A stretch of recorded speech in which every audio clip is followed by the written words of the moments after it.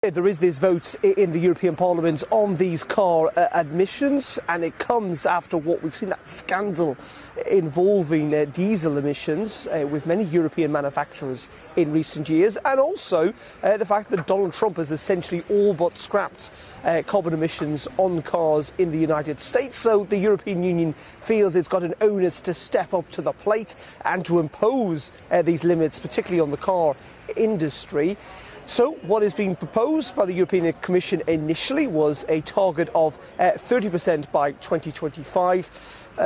The European Parliament's committee proposed that should actually be increased to 35%, and today MEPs will vote on whether that upper limit, of 45% should be imposed.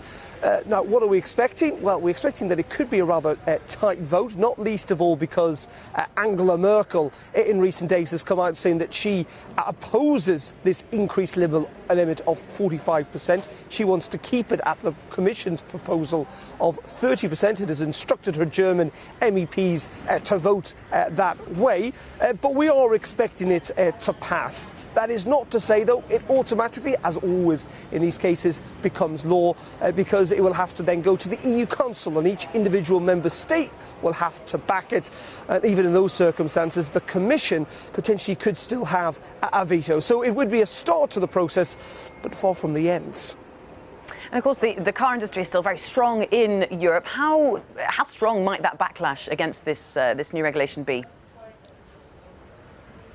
Well, it is pretty strong, not least of all because they say that this is a dangerous route to go down.